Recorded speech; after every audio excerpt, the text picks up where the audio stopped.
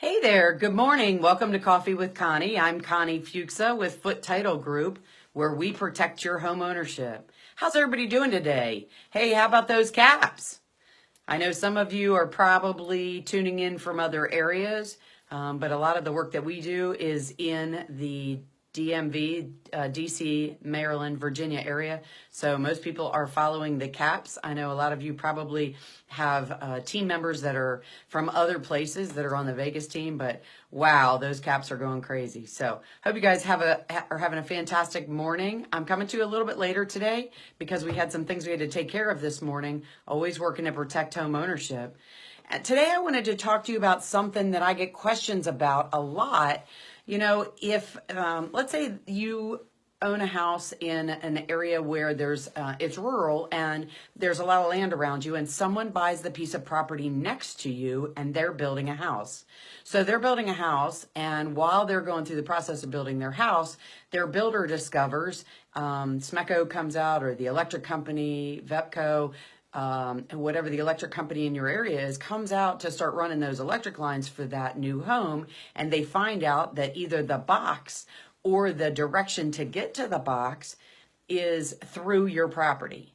And so now you have to decide how you're going to handle that. You want to be a grumpy neighbor and not help your new neighbors out by giving them a right to access that piece of the electric lines that gets to the box? Or do you want to be a good neighbor and offer them the ability to get there? So let's talk about what that looks like, because it's a little bit confusing. And I'll tell you in a second how that exact same scenario works in an area where there isn't a new construction, but it happens to be a neighborhood that there exists. So this actually happened to a house that we owned when we purchased our house, built our house, and lived there for quite a while. At some point later, next door, the vacant piece of property was purchased, and the people that bought that house or bought that lot were building a new house. And when the electric company came in to run those lines, the box, we realized, was actually on the very far corner of our property. So what we had to do was agree to let the electric company travel onto our property for the purpose of running their electric lines so their new house could be connected to that box. Otherwise, if we weren't willing to do that, then they would have had to add a new box at a much larger expense, and it would have been pretty uncomfortable for them.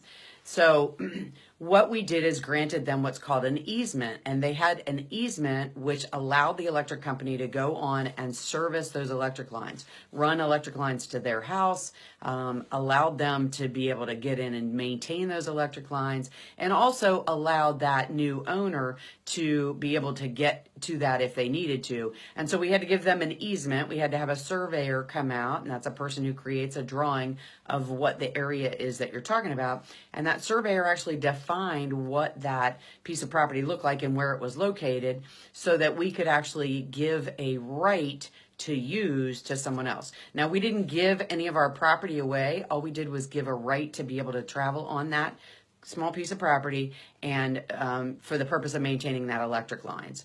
So a lot of times you may find if you buy a house in a neighborhood that already exists, that the electric company, the water company, the cable company, a lot of those different utilities actually have the right already, it's already been established, to travel on your property to maintain those lines. Now, usually it's along the property lines, but sometimes it runs through the property. So this is something that you want to know, and you want the company that's doing your closing to explain that to you where that happens to be. Now, the company that's doing your closing is not going to be able to tell you exactly where that pinpoint spot is unless you get a survey of that property done.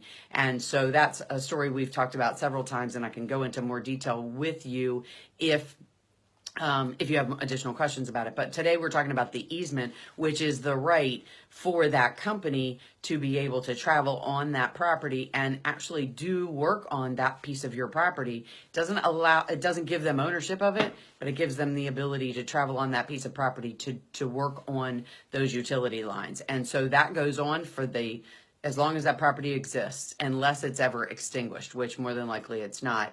At some point, they may have to travel onto your property, and you may see that they've had to dig something up. That's an easement, and it gives someone else the right to travel onto and depending on how it's written, do maintenance in that particular area. You can't build anything over top of where that is, so nothing permanent. So I would suggest you don't put a flower bed, you definitely don't put a shed or a dog house or a dog pen, because if they ever have to travel on there and do maintenance on that, then they're going to damage those things that you have on that property. So you want to make sure you know where those are. So you want to have a survey done of the property, and you want to make sure that you don't put anything there that could cause you a problem if it ever needs to be maintained. So maybe I answered a question for you today. Maybe I brought up a question for you today, either of which is great for me. I really appreciate your time. Remember, we are doing the giveaway every month. So if you guys are watching, I really appreciate it if you hit that share button, because we have these amazing mugs we're giving away. And you will see in the next day or so, I actually got a tie last month for 2 people that shared the equal amount of time. So we're going to be giving 2 mugs away a little bit later this week. And I want you guys to stay tuned on that. But if you would check this out, if you happen to be watching, whether it's on a replay or on live, this beautiful Coffee with Connie mug can be yours if you just hit that share button. Hit it as many times as you'd like. Hit it as often as you'd like. Watch our broadcast. Share it with those people you know. And the biggest reason is because those people you know don't know me, and so I can't share with them. So if you'd hit that share button, I'd really appreciate it. I hope you guys have a fantastic day. Thanks so much for taking your time to tune in to Coffee with Connie. I'm Connie Fuchsa with Foot Title Group, where we protect your home ownership. Have a great day, guys, and I'll talk to you soon. Bye-bye.